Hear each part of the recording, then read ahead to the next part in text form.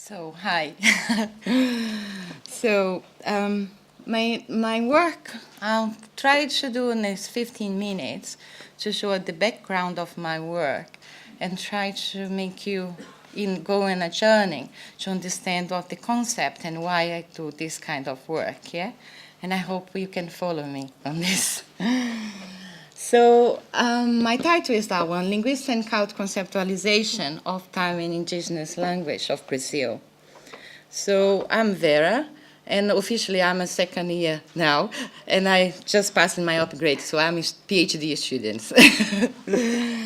And I have to say thank you very much for all the central team of Chase has been so much support to my work. Without this support, this kind of work wouldn't be able to do it. So you go to see and understand why, I hope. So, like I said, I want to give you a bit of information about the framework of my work. So I start with linguistic relativity, and I get some quotes would give you some ideas why I do that. So Bowers in 1911, he said the pure linguistic inquiry is part and parcel of true investigation of the psychology of the people of the world. So my big word, that is psychology there. And use of markedly different grammars appointed by the grammars to different type of observation, and hence different evaluation of externally similar acts of observation, and hence are not equivalent or as observers, but must arrive at somewhat different views of the world. So my big words there by Orff is different views of the world, yeah? And just came out now, all these ideas and the new project of new morphemes and linguistics. Who would like to see more work related to that? That's a good book. It just came out now, so I'll strongly recommend that one. So what is time? That's my big question. So is everything that physical universe without the steps located in space and time? No. Is time everywhere the same? Does time's arrow travel at the same rate everywhere? Only discernibility, does the universe really have an age? Can time be said to exist independent of experiencer or observer? Can time just be there? It just hang there, yeah, somewhere. So, thinking about this question, we can assume time is part of the experiential. My way to see the world is a phenomenal life and world, is it? And they have two fundamental aspects which we can perceive, which is a duration and a sequential order. There's no time without duration, there's no time without sequence between or within events. And the objects are located in space and endure, and however, freely speed and time, and that way.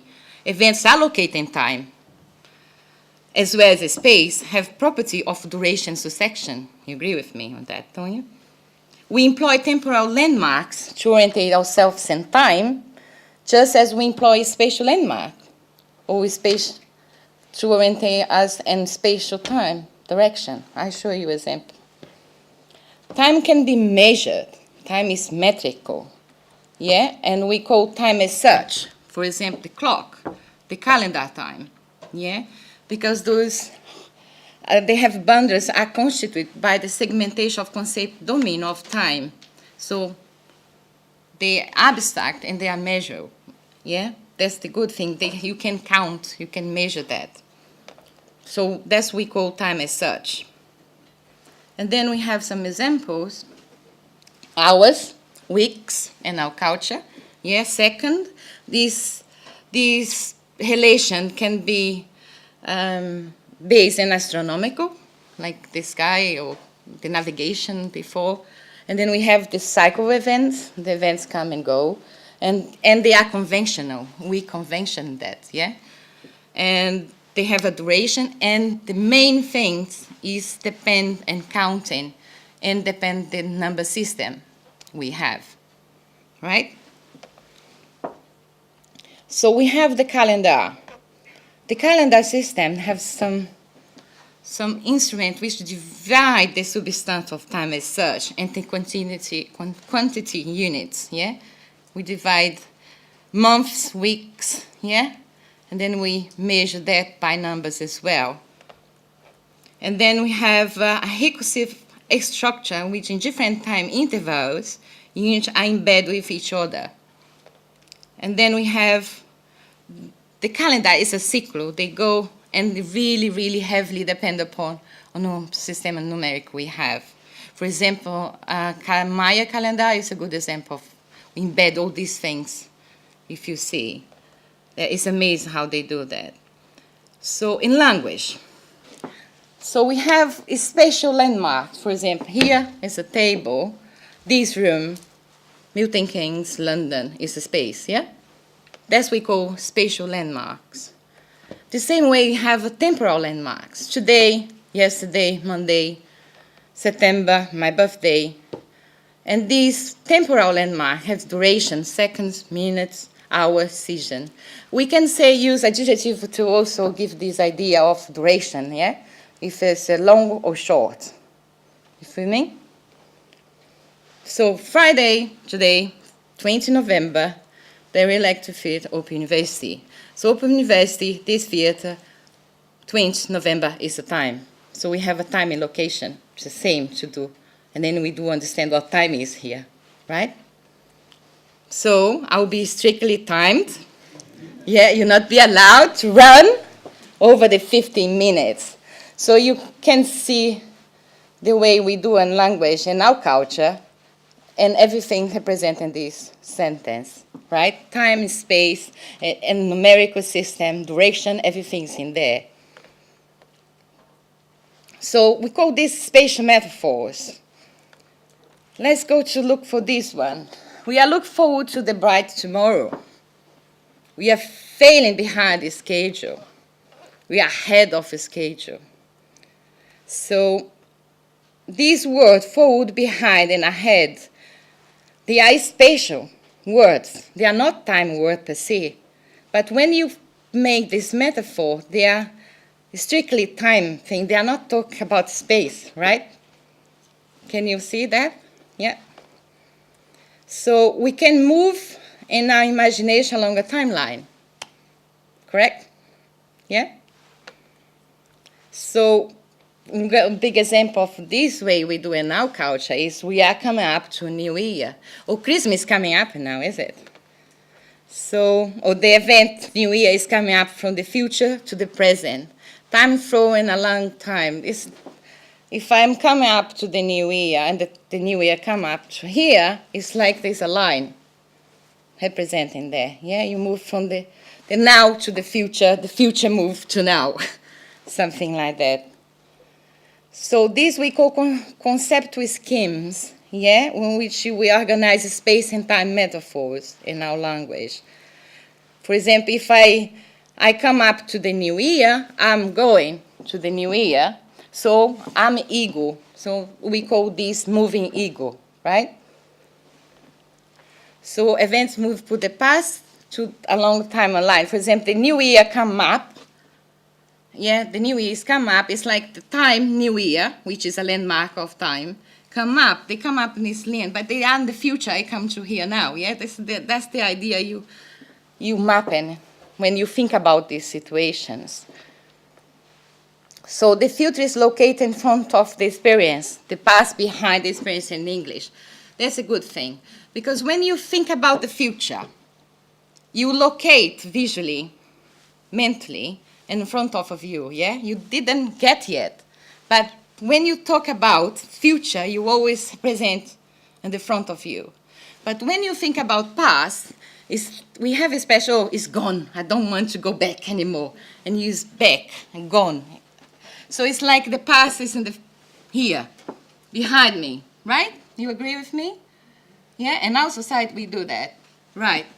But not everybody does that. For example, in Aymara, the future is in the back and the past is in the front. Right? Because the future, for Aymara, the ultimate future is to be back to the ancestors. But the ancestor is dead, right? So I'm not go to the future there because my ancestor is not there. My ancestor is behind me, so that's where I go. That's my future. In the past, I know it's happening here. It's still in my view. So it's a very cultural way to understand that. And it's so strong there because when they talk about past and future, the gesture when about future go to behind, not go in the front like we do. So Nuni Switzerland studied that. So positional time. Time is a specialized sequence events like beats and string. That's what we do, yeah? We position our time in different, and then you go like that, right? So if we put in a scheme, it would be like that. So if I'm moving ego situation, I go to the now to the future, yeah? So the future become now and then go forward. Look, I use another word, forward, right? And then if I think about the event come to here, to now, it's like the event come to the future, to the past. Yeah? They go here, like the New Year is coming up. New Year's move. New Year doesn't move anywhere, do they? So, but they move. In our language, they do move. So that's what they call the universal map of hypothesis.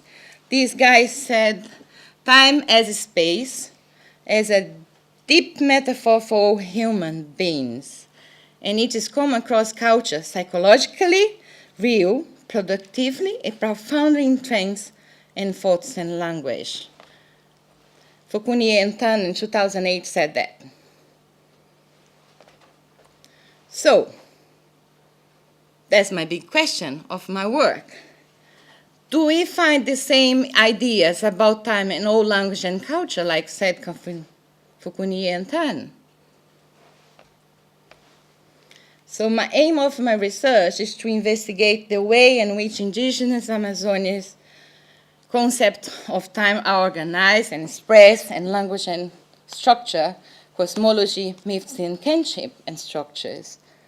I just give a very small example of some sentence in our language, and I could show you the culture, how we see, and how we express that in language if you don't even notice that, yeah? So that's why to understand the situation, you need to go to culture to understand. So cosmology, myths, and kinship is important. And I have a date for doing that, but today is not time to show that. But so I hope to advance, like was said here today, and to understand how language variation is situated in social cultural variation, using concepts and methods for anthropology, linguistics, and psychology. So it's a multidisciplinary project, which I get a lot of help with all these three core disciplines to do my work. So to do that, I go to this place called Brazil. It's my mother country. And I'm working with Runicuim and Kamayurá. It's two indigenous groups which live. I just showed the map because we have 235 languages in Brazil. We only not speak Portuguese, yeah? This red line is all the indigenous in Brazil, but it's not all of them, but it's the majority of there, indigenous areas in Brazil, right? So I work here with Runicuim, and then I did work here for 10 years, which is a Mandawa, and I'm going now in January to Kamayurá, on that area there, which is Xingu area. You might be familiar with this area.